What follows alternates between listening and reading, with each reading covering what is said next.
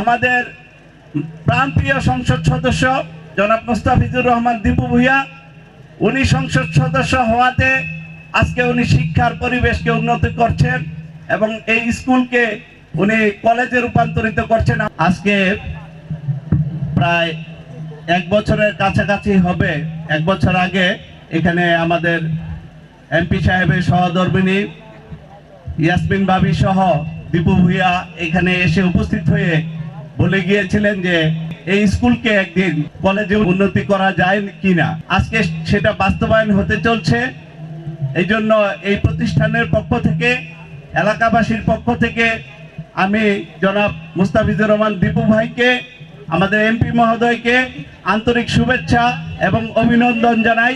ওনার জন্য জোরে একটি হাততালি হয়ে যাক।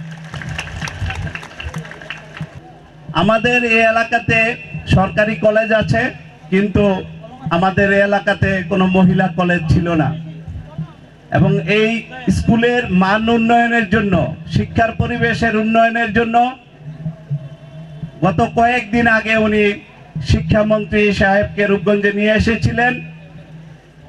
উনি তারাব পৌরসভায় এসেছিলেন এবং শিক্ষার মান উন্নয়নে শিক্ষকদেরকে নিয়ে একটি কর্মশালা করেছেন। আর আজকে কাঞ্চন 2টি স্কুলে উনি গিয়েছেন, স্কুল এবং কলেজে, এবং উনি যখন 22 বছর বয়স ওনার, তখন উনি একটি স্কুল প্রতিষ্ঠা করেছিলেন আমাদের চাচা মরহুম মুজিবুর রহমান ভূঁইয়া সাহেবের নামে।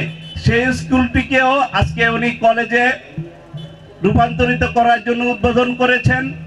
আজকে রূপগঞ্জে 2টি স্কুলকে উনি কলেজে রূপান্তরিত করার যে সিদ্ধান্ত নিয়েছেন, আমি ওনাকে ব্যক্তিগতভাবে সাধুবাদ জানাই।